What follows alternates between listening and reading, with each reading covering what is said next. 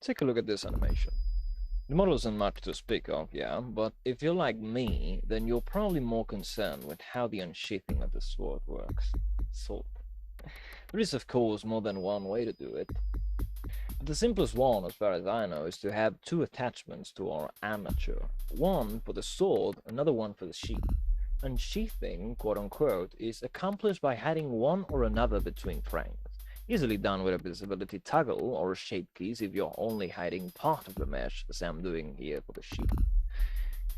Now, if you've tried doing this in Blender, then you know that jumping back and forth between objects to fine-tune the animation gets tiresome, more so if you got more than one action.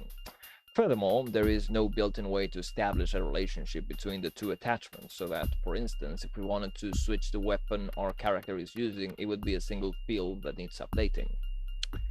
Now, the more objects you have when trying to do these kinds of things, the more tedious animating becomes. I decided to fix it because I can, and came up with the following system.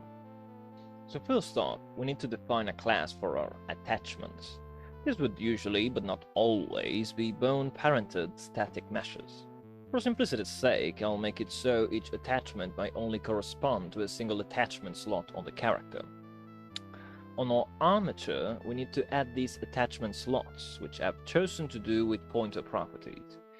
We add a pole attribute to these in order to ensure that only attachments marked as occupying a given slot may occupy it, right? And so this goes into that. It's what I'm saying. We also have an update attribute, which is the same for each pointer. This function ensures that A, if a slot is occupied, an object corresponding to it is created, bone-parented, and snapped into position. B, this object utilizes the mesh we selected in the panel. Fair enough. And C, if a slot is free, remove the object if it exists. So now we can add and take off pieces. Next up, we want to have access to our attachments shape keys from the action panel. Just look through them and get them with a prompt. Easy money.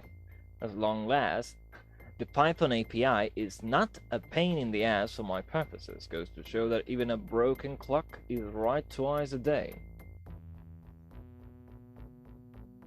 We have attachments. Now we want to animate them together with the armature. The way I'm going to do this is by creating and editing multiple actions from a single panel. This is the perfect moment to make note of something that I've been sort of avoiding until now. Shape key animations are linked to mesh data, and I am not making duplicates of these models, which means that the animations will stick to all objects using these meshes. That's fine by me, as I'm going to be baking the entire structure into a single piece, meaning the duplication will be done after the animation process is complete. However, if for whichever reason you need to be using this system in real time, you will need to do that duplication at, at animation time by punching this user count button here. So keep that in mind.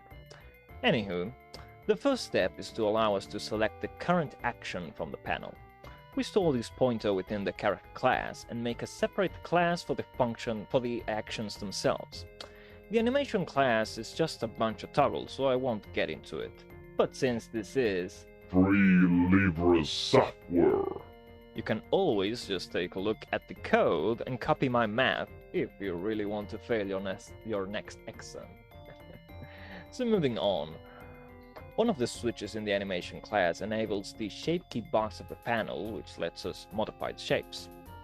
The trick here is a shape key action matching the current animation is automatically linked for each attachment, that is. Because this means the number of animations will grow quickly, we use a pole attribute for any action pointer property. The system can't help but create this clutter due to how Blender works, but it can help a little in keeping things organized. The way the filter works is straightforward. Match the armature name plus some modifier. In this case, the name of the attachment. And that's it. Drawback is renaming will get you in trouble, but hey, batch rename through a script and you're all set. So now we can select an animation from our panel and all secondary actions are synced to it. And if the shape toggle is not set, then the animation slot is cleared. Nice. But there's still one problem for which this animation is a perfect example. Effectively, we now have two states, whether we like it or not, meaning we really can't do anything about this. There will be two states any way you want to look at it. So let's take a look at them. State 0, the sword is in its sheath. State 1, the sword is in the character's hand. Effectively, the animation to which the shape keys are linked to is the switch between these two. Playing it forwards gets you to state 1, and playing it backwards gets us back to state 0. Now, a naive developer might say, this is fair enough compromise, since generally you would only transition between these two states to the animation. Thus, no further work is needed. However, I've seen this mechanic glitch out in every single game that has it, okay? Every single one. And I'm 100% on the suspicion that the aforementioned naive approach is usually the reason why. Just imagine trying to ready your weapon, only to then be locked empty-handed in a combat stance, or the other way around, folding your arms in a cutscene while the Maze of Terror +2 is glitching through your head. And for what gain? A single call at the beginning of each new state when the average gaming rig has more cores than goblins got toes. Nonsense. I am too hard-headed to go down that route, thus the system will enforce correct state at every animation swap. But this means I'll have to implement states first and then get them on the panel, and I'm already a wee bit tired, so I'll have to wait until next episode. Ta-ta.